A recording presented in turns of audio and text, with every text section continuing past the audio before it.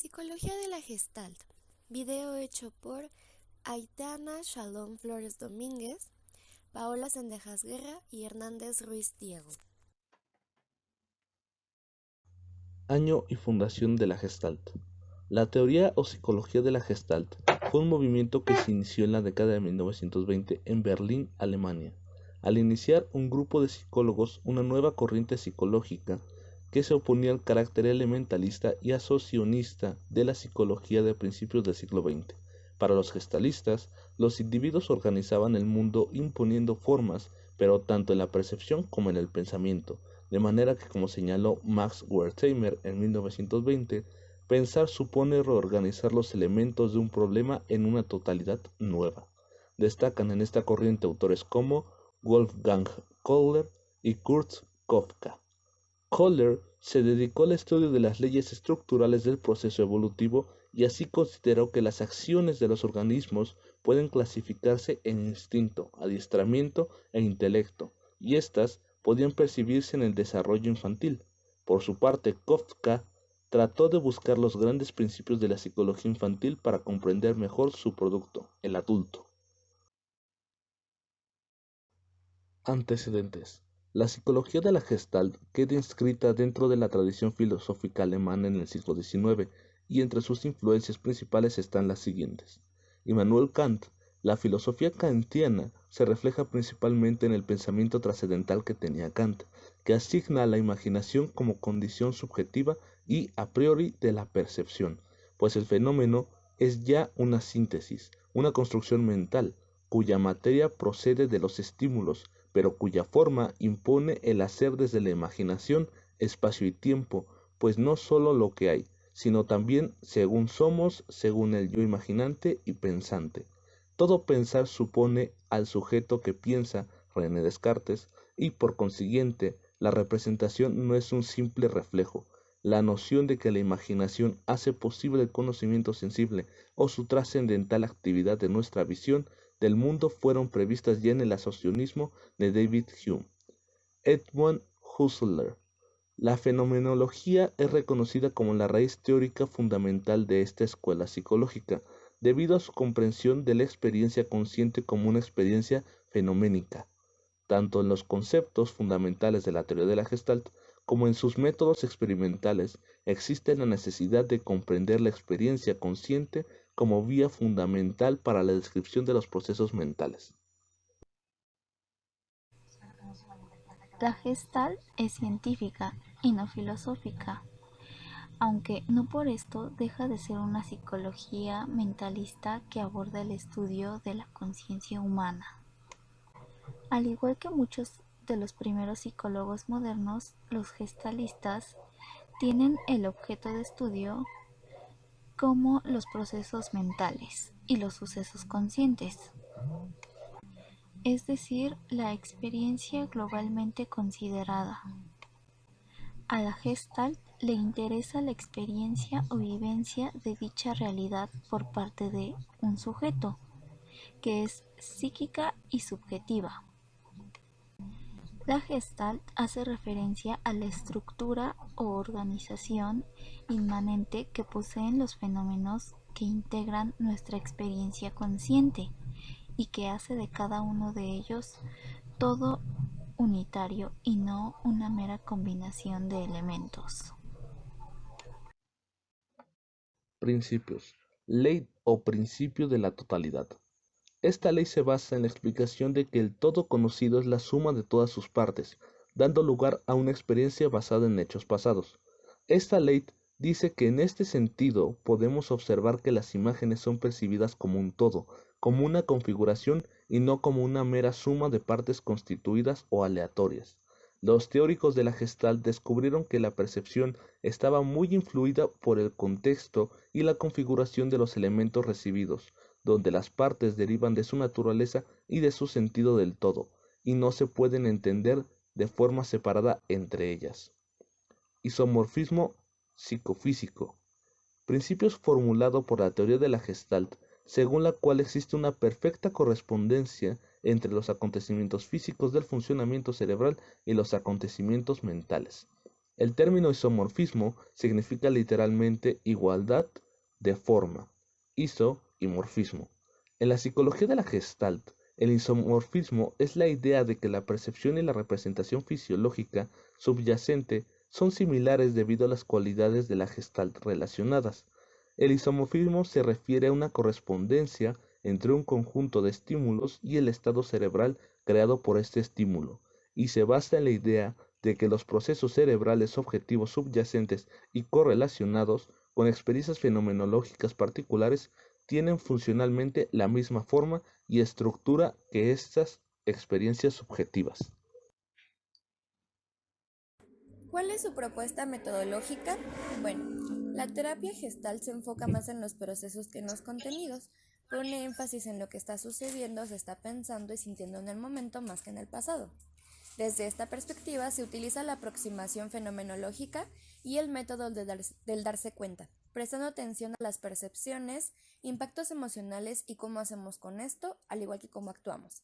El terapeuta devuelve al paciente justo esto, dejando a un lado los prejuicios y adoptando la postura de no saber, no dando nada por supuesto. Con esto se pretende que la persona sea consciente de cómo impacta y es impactada por su entorno, haciendo más consciente su manera de hacer, así como la vivencia de ello, con lo que podemos discernir que son respuestas fijadas del pasado que a día de hoy ya no tienen sentido y descubriendo nuevas maneras de hacer que les sean más útiles, aprendiendo a adaptarse y ajustarse a cada situación. Las leyes de la Gestalt son factores de agrupación u ordenamiento de estímulos en estructuras más simples y conocidas para dotar a aquellos de significación y que se repiten establemente. Al igual que otras leyes, no hacen más sino expresar regularidades en las organizaciones perceptivas que obedecen a los principios generales, las cuales son las siguientes. 1. Proximidad. Se refiere a los estímulos próximos entre sí tienden a percibirse agrupados. 2. Semejanza. Los estímulos semejantes entre sí tienden a percibirse agrupados. 3. Clausura o cierre. Aquí las figuras abiertas, incabadas o incompletas tienden a percibirse cerradas, acabadas y completas, para que adquieran significado y así lograr una mayor estabilidad y simplicidad en nuestra experiencia perceptiva. 4. Destino común. Los elementos en movimiento que se desvían de un modo similar respecto de un grupo mayor tienden a percibirse agrupados. 5. Dirección. Los objetos inmóviles que se desvían de un modo similar respecto de un grupo mayor tienden a percibirse agrupados. 6. Buena continuación.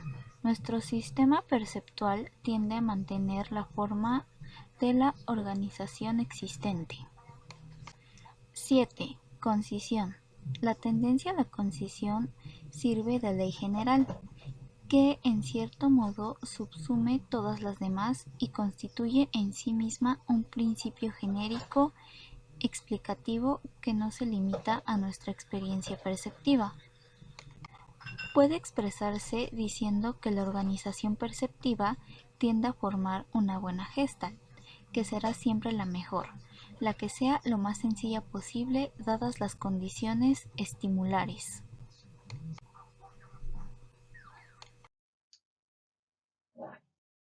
Max Wertheimer y el fenómeno pi. El fenómeno pi es un efecto óptico que forma parte, junto con la persistencia retiniana, de la teoría del cine. Su descubridor fue el psicólogo de la Gestalt, Max Wertheimer, que en 1912 realizó un experimento del que resultaría la base de su teoría.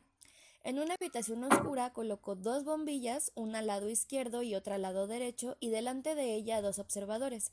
Primero se encendía la bombilla izquierda durante 1 minuto y se apagaba. Tras ello se encendía la bombilla derecha. Los observadores percibían dos luces que se encendían de forma sucesiva. Poco a poco se iban reduciendo la diferencia temporal entre los dos encendidos, hasta que llegado un punto los observadores creían percibir una sola luz que se desplazaba izquierda a derecha. Este es el fenómeno pi. El ojo humano Percibe movimiento continuo a partir de información visual fraccionada de una sucesión de imágenes con una frecuencia determinada, y es que el cerebro rellena los huecos entre estas imágenes produciéndonos una sensación de movimiento aparente. Wolfgang Kongler fue el primero en utilizar los chimpancés como base para un estudio de psicología. Antes únicamente se habían experimentado con perros y gatos en términos de condicionamiento. Partiendo de que los simios estaban emparentados con la raza humana, uno de los principales objetivos de Kongler era el de ver hasta qué punto se parecían y hasta qué punto se diferenciaban de los humanos en relación con el aprendizaje. A partir de sus investigaciones, Wolfgang Kongler establece el concepto de aprendizaje por instinct, o sea, por discernimiento repentino basado en una serie de estímulos previos. Presenta este concepto en su obra La mentalidad de los monos, publicada en 1925. En ella describe varios experimentos realizados en Tenerife. Lo que Kongler hizo con los chimpancés fue básicamente obstaculizar su objetivo de conseguir comida que tenían a la vista. Al mismo tiempo, ponía en su entorno herramientas que les permitían superar el obstáculo. El investigador descubrió que los simios lograban resolver el problema, pero no lo hacían de forma lineal, es decir, que habían una especie de saltos abruptos en su razonamiento y desempeño.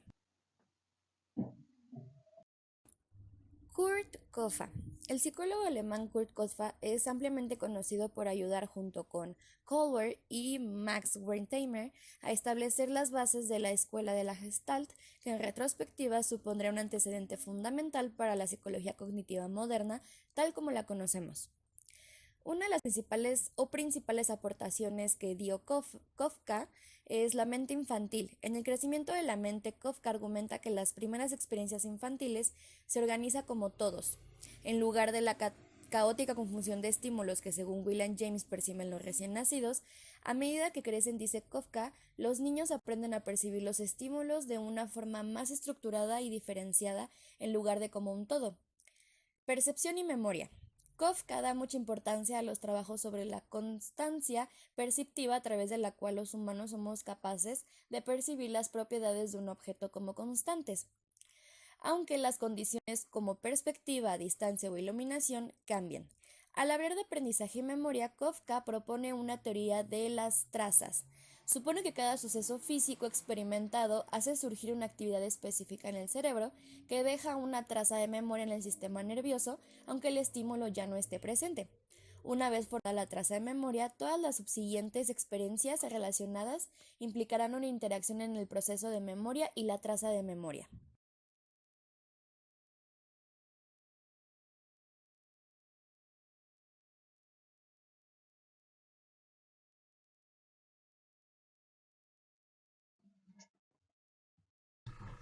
Las principales aportaciones de la Gestalt son sus atribuciones al estudio del aprendizaje y a la resolución de problemas. Sin embargo, su aportación más importante fue la elaboración de las leyes básicas que rigen nuestra percepción. Ahora bien, en sus limitaciones, esta ha sido criticada por sus aspectos teóricos y críticos desproporcionadamente superiores a la experimentación y los enunciados empíricos positivos. También se le critica hacia el empleo del término de organización debido a que no ha tenido una definición rigurosa que satisfaga las exigencias en muchos psicólogos.